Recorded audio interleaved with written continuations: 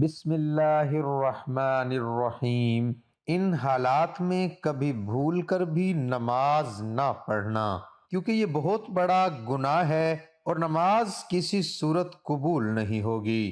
ایک نیند کے غلبے کے وقت نماز پڑھنا، رسول اللہ صلی اللہ علیہ وآلہ وسلم نے فرمایا، براویت حضرت انس بن مالک، تم میں سے جب کسی کو نماز پڑھتے پڑھتے نیند کا غلبہ ہونے لگے تو اسے چاہیے کہ سو جائے یہاں تک کہ نیند کا خمار کچھ نکل جائے اور وہ یہ سمجھ سکے کہ میں کیا پڑھ رہا ہوں۔ صحیح بخاری، سنن النسائی۔ حضرت عائشہ رضی اللہ عنہما سے روایت ہے کہ رسول اللہ صلی اللہ علیہ وآلہ وسلم نے فرمایا، جب تم میں سے کسی کو نماز میں نیند آنے لگے تو اسے چاہیے کہ اپنے بستر پر آ کر سو جائے، کیونکہ اس حالت میں اسے پتہ ہی نہیں چلے گا کہ وہ اپنے بارے میں دعا کر رہا ہے یا بد دعا کر رہا ہے۔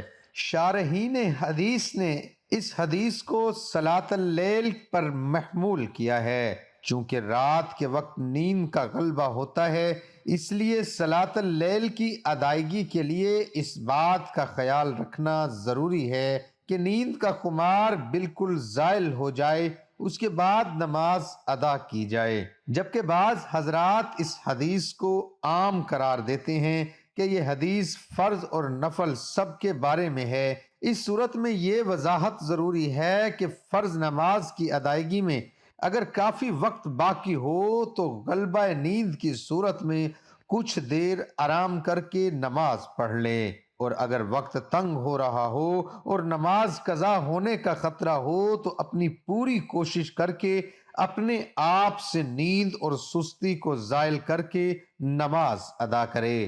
حضرت ابو قتادہ رضی اللہ عنہ فرماتے ہیں کہ رسول اللہ صلی اللہ علیہ وآلہ وسلم نے فرمایا، تفریط نماز میں کوتاہی نیند میں نہیں ہے۔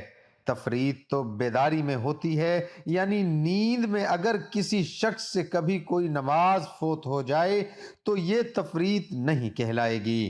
تفریط یہ ہے کہ انسان جان بوجھ کر نماز میں اتنی تاخیر کرے کہ دوسری نماز کا وقت داخل ہو جائے، جیسا کہ شرح المشکات الطیبی میں ہے۔ اس سے نیند کو نماز پر فوقیت دینے کا وہم پیدا نہیں ہونا چاہیے، بلکہ مذکورہ حدیث میں تو نماز جیسے عظیم فریضے کو بہتر انداز میں خشوع و خضوع اور بھرپور توجہ کے ساتھ ادا کرنے کا حکم دیا گیا ہے۔ باقی نمازوں کے لیے جو اوقات مقرر ہیں، انہی اوقات مقررہ پر ہی نماز ادا کرنی چاہیے۔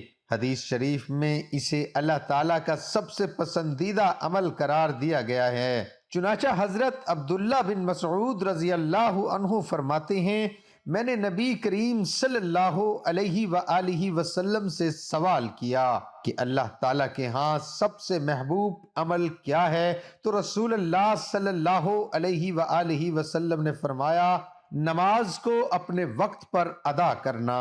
مقررہ وقت کے اندر اندر کسی وقت بھی نماز پڑھی جائے تو نماز ہو جائے گی اور وہ نماز ادا کہلائے گی۔ اس سے تاخیر کرنے پر نماز قضا ہو جائے گی۔ جان بوجھ کر نماز قضا کرنا یا رات کو دیر تک جاگتے رہنا جس کی وجہ سے نماز فجر کے لیے اٹھنا مشکل ہو اور نماز قضا ہو جائے تو یہ بہت بڑا گناہ ہے، اس سے بچنا چاہیے۔ کبھی کبھار اگر انسان پر نیند کا غلبہ ہو جائے یا بوجھا نسیان کے نماز رہ جائے تو بعد میں نماز پڑھ لینی چاہیے۔ حدیث شریف میں ہے، حضرت ابو ہریرہ رضی اللہ عنہ سے روایت ہے کہ رسول اللہ صلی اللہ علیہ وآلہ وسلم نے ارشاد فرمایا، منافقین پر عشاء اور فجر کی نمازیں سب سے زیادہ بھاری ہیں۔ اگر انہیں ان نمازوں پر ملنے والا اجر معلوم ہو جائے تو ان نمازوں کی ادائیگی کے لیے گھٹنوں کے بل چل کر آئیں، اور میرا دل چاہتا ہے کہ میں نماز کا حکم کروں اور نماز کھڑی ہو جائے، اور پھر میں کسی کو جماعت کرانے کا حکم دے دوں اور خود کچھ ایسے لوگوں کے ساتھ لے کر جن کے پاس لکڑیوں کی گٹھڑی ہو ایسے لوگوں کی طرف نکل جاؤں جو جماعت میں کسی شرعی عذر کے نہ ہونے کی صورت میں بھی شریک نہیں ہوتے، اور جا کر ان کے گھروں کو آگ لگا دوں۔ فقہ ابو اینس رحمت اللہ علیہ فرماتے ہیں کہ آدمی کے لیے اونگتے ہوئے نماز پڑھنا مکروہ ہے، ہاں اگر پڑھ لے تو جائز ہے، جبکہ نماز کے سب افعال اور قرات پورے ادا کر سکے۔ 2، پیشاب یا پخانہ کو روک کر نماز پڑھنا۔ جس وقت پیشاب یا پخانے کا تقاضا شدید ہو، ایسے وقت نماز پڑھنا مکروہ تحریمی ہے۔ اسی طرح اگر نماز کے دوران پیشاب یا پخانہ زور کرے تو نماز توڑ کر فراغت کر کے پھر نماز پڑھنا چاہیے۔ نماز کراہت کے ساتھ ہو جائے گی اور گناہ ہوگا، لیکن اگر وقت تنگ ہو، اس طور پر اگر وضو میں مشغول ہوگا تو نماز کا وقت ختم ہو جائے گا تو پہلے نماز پڑھ لے، اس کے لیے نماز قضا کرنے کا گناہ زیادہ سخت ہے بنسبت کراہت کے ساتھ نماز پڑھنے کے۔ صورت مسئولہ میں چونکہ وقت تنگ ہونے کا عذر نہیں ہے، اس لیے پہلے پیشاب پخانہ استنجا سے فارغ ہو کر وضو کرے، پھر مغرب کی نماز پڑھے۔ پیشاب یا پخانہ لگے ہونے کی حالت میں نماز پڑھنے کی ممانعت احادیث مبارکہ میں آئی ہے۔ ذیل میں چند احادیث نقل کی جاتی ہیں۔ حضرت ہشام بن عروہ اپنے والد عروہ سے روایت کرتے ہیں کہ حضرت عبداللہ بن ارقم رضی اللہ عنہ لوگوں کی امامت کرایا کرتے تھے۔ ایک دن جماعت کا وقت ہو گیا تو آپ قضائے حاجت کے لیے چلے گئے، پھر واپس آئے تو فرمایا، میں نے رسول اللہ صلی اللہ علیہ وآلہ وسلم کو یہ فرماتے ہوئے سنا کہ جب تم میں سے کسی کو پخانہ لگا ہو تو نماز پڑھنے سے پہلے اسے فارغ ہو لے۔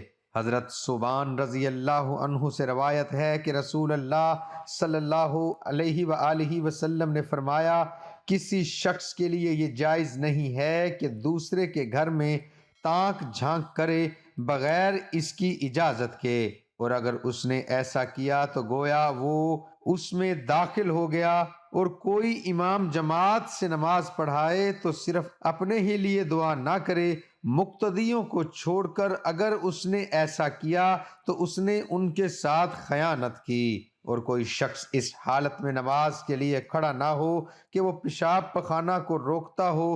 حضرت ابو امامہ رضی اللہ عنہ سے روایت ہے کہ رسول اللہ صلی اللہ علیہ وآلہ وسلم نے منع فرمایا کہ کوئی شخص اس حالت میں نماز نہ پڑھے کہ وہ پیشاب پخانے کو روکتا ہو۔ حضرت عبداللہ بن ارقم رضی اللہ عنہ بیان کرتے ہیں کہ نبی صلی اللہ علیہ وآلہ وسلم نے فرمایا، جب نماز کا وقت ہو اور تم میں سے کسی کو پخانے کی حاجت ہو تو وہ پہلے رفع حاجت کر لے۔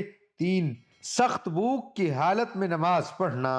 اگر جماعت تیار ہو اور بھوک بھی شدت کی نہ ہو تو ایسی صورت میں نماز سے پہلے کھانا کھانا جائز نہیں ہے۔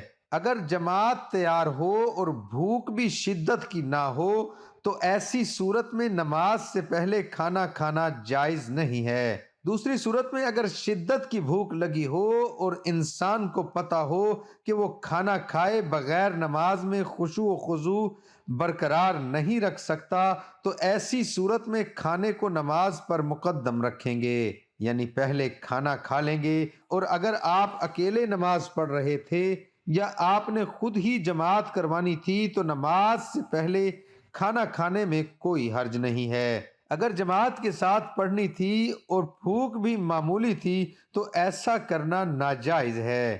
فقیہ ابو اینس رحمت اللہ علیہ فرماتے ہیں، جب آدمی کے سامنے کھانا رکھا جائے اور نماز کے لیے اقامت کہی جا چکی ہو تو کھانے سے فراغت حاصل کرنے میں کچھ حرج نہیں، پھر نماز پڑھ لے جبکہ نماز قضا ہو جانے کا خوف نہ ہو۔